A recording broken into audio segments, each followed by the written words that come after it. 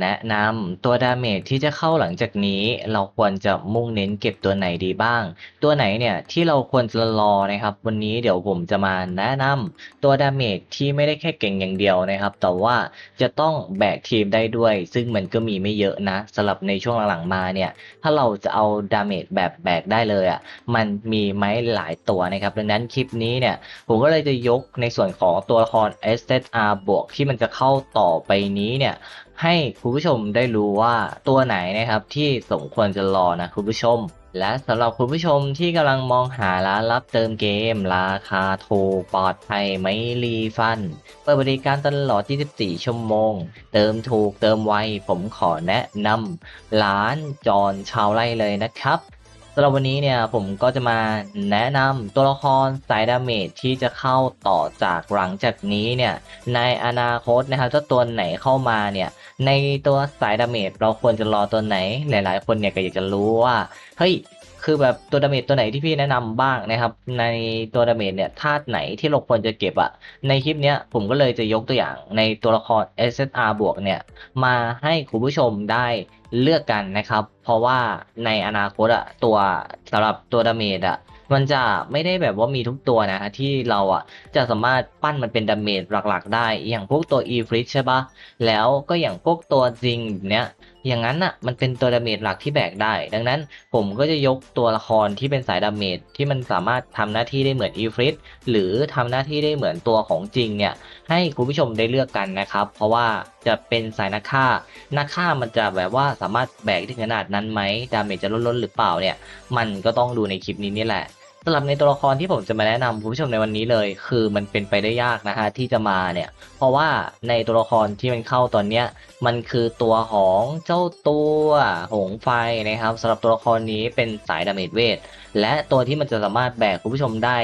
และมันเนี่ยเป็นตัวที่เซิร์ฟเวอร์นอกอ่ะเขาจะนิยมปั้นเป็นทีมที่3กันก็คือในส่วนของตัวทารลอตสำหรับตัวทารลอตนะครับตัวละครมันน่ะจะติดเรื่องธาตุนิดนึงนะก็คือ สำหรับธาตุเนี่ยมันจะเอาไปลงหอธาตุนะครับที่มันเป็นหอสำหรับการเล่นเนี่ยได้ค่อนข้างยากนิดนึงนะครับเพราะว่ามันเป็นธาตุเขียวนะครับกับธาตุฟ้าหรือธาตุน้ำนั่นเองนะสำหรับในส่วนหอตรงนี้นี่แหละนะครับที่มันจะเป็นปัญหากับตัวทารอตเลยเพราะว่าทารอตเนี่ยมันเป็นตัวละครธาตุไม้นะครับกับธาตุน้ำทีนี้เนี่ยสำหรับตัวทารอตอะเวลาเราจะเอาไปลงหอที่ขาดจริงๆอย่างเช่นเราไม่มีกราเวล จะเอาไปลงหอแสงก็เอาไปลงไม่ได้นะครับจะเอาไปลงหอมืดก็เอาไปลงไม่ได้เพราะว่าจริงๆตัวละครทุกๆตัวที่มันเป็นดาเมจอ่ะมันควรจะคุมธาตุไว้นะครับอย่างเช่นตัว e f r i t เนี่ยมันก็จะคุมหอธาตุไฟไว้และก็จะคุมหอของธาตุน้ำไว้และถ้าเป็นตัวของจริงก็จะคุมหอธาตุเขียวไว้และก็จะคุมในส่วนของกระดูกไว้นั่นเองนะครับและก็ตัวต่อมาเนี่ยมันเป็นตัวทารลอตซึ่งทารลอตอ่ะ มันจะสามารถคุมได้2ธาตุก็คือธาตุไม้นะครับกับธาตุน้ำทีนี้แหละปัญหาที่เกิดเลยคือมันดันไปซ้ำกับตัวของอีฟริตนะครับและก็ตัวของจริงเลยที่เป็นตัวดาเมจหลักของเรานั่นเองนี่แหละคือข้อเสียแค่จุดเดียวเลยแต่ทีนี้ถ้าเราเล่นในอนาคตมันจะมี3ทีมแบบนี้เนี่ยในตัวของทารอดอ่ะมันเป็นภาษีที่ดีเพราะว่า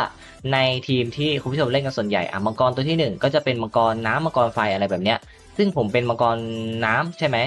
ตัวที่คุมมังกรน้ำอยู่ของผมคือตัวดามิรักอีฟิตและในส่วนของทีมที่2ผมเนี่ยก็จะเป็นทีมกระดูกซึ่งตัวดาเมจหลักที่คุมอยู่นะตอนนี้ก็จะเป็นตัวจิงกับเมดูซ่า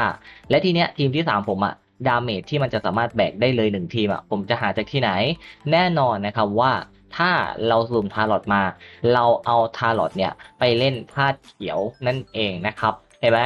คือมันเล่น3ทีมได้แล้วนะครับมังกรน้ำมังกรกระดูกมังกรเขียวมังกรไม้อะไรก็ว่ากันไปเนี่ยก็เล่นได้ครบเลยนะครับและทีนี้มันติดแค่ปัญหาตรงเนี้ยแต่เราก็คงจะต้องคลิกพิจารณาอีกทีหนึ่งเพราะว่าตัวดาเมจหลักมันมีไม่เยอะแล้วก็อีกตัวหนึ่งที่ผมจะแนะนำเลยก็จะเป็นตัวมิมี่นะครับสำหรับตัวนี้ก็จะเป็นสายนักยิงธาตุแสงสามารถคุมได้1ทีมนะครับคือลูกเล่นมันเนี่ยถ้าจะให้พูดเปรียบเทียบเลยมันก็จะคล้ายๆกับตัวของอพอลโลนี่แหละ แต่มันจะไม่ได้เป็นสกิลแนวเส้นตรงนะ มันจะเป็นสกิลแนววงกว้างนะครับสำหรับตัวของมิมี่นะ มันจะเป็นสกิลแนววงกว้างดาเมจแรงอยู่ในเทียริสสูงเหมือนกันนะครับสำหรับตัวนี้เพราะว่า ถ้าจะปั้นมาแบกเป็นตัวดาเมจหลักของทีมแสงเนี่ยก็สามารถปั้นได้นะครับและรู้สึกว่ามันจะปั้นแล้วเล่นได้ง่ายกว่าตัวของกราเบลอันนี้ผมพูดไว้แบบว่าเสริมๆนะครับอาจจะทำให้ไม่พอใจนิดนึงแต่ก็ยกตัวอย่างคุณผู้ชมเชื่อเทียริสกันอยู่แล้วคือตัวมิมีเนี่ยมันสามารถคุมได้เลยนะครับเราอาจจะปั้นเป็นทีมแสงกันใช่ไหมก็สามารถเลือกปั้นมิมีได้มิมีเนี่ยจะมีโอกาสที่จะมากอดตัวของทารอตนะครับเพราะว่ามันเป็นสายนักยิงทารอตมันยังอยู่ตู้นี้ตู้หน้านะครับก็จะเป็นตัวซับตู้ต่อไปถ้าเดาไม่ผิดก็จะเป็นสายค้อนและตู้ต่อไปเนี่ยมันก็จะเป็นสายแท้งหรือนักยิงก่อนวะ น่าจะเป็นแท้งก่อนนะครับแล้วก็ไปนักยิงเสร็จแล้วเนี่ยก็จะไปนักฆ่านะครับและนักฆ่าก็จะวนมาที่นักเวทเหมือนเดิมนั่นเองเนาะดังนั้นมันยังอีกยาวไกลเลยนะครับผมว่ามันต้องเรียงตามตัวละครนี่แหละดังนั้นมีโอกาสที่จะเข้าเกาะนะครับมันสามารถแบกได้แล้วทีเนี้ยถ้าอย่างที่เปรียบเทียบเลยกับพวกตัวนักฆ่ามันก็จะมีอีกในอนาคตนะแต่ว่ามันเล่นไม่ได้ขนาดนั้นนะครับอย่างตัวลินในงานอย่างเงี้ย คือมันแบกไม่ได้ว่ะคือถ้าจะบอกให้แบกทีมหนึ่งเลยมันปั้นสุดๆยังไงมันก็แบกทีมหนึ่งเลยไม่ได้เด้อผมขอพูดเลยว่าตัวนักฆ่าทุกตัวนะครับไม่มีตัวไหนเลยที่จะสามารถแบกได้แบบดาเมจล้นๆน่ะยังไม่มีนะครับสำหรับซับเบอร์นอกในตอนนี้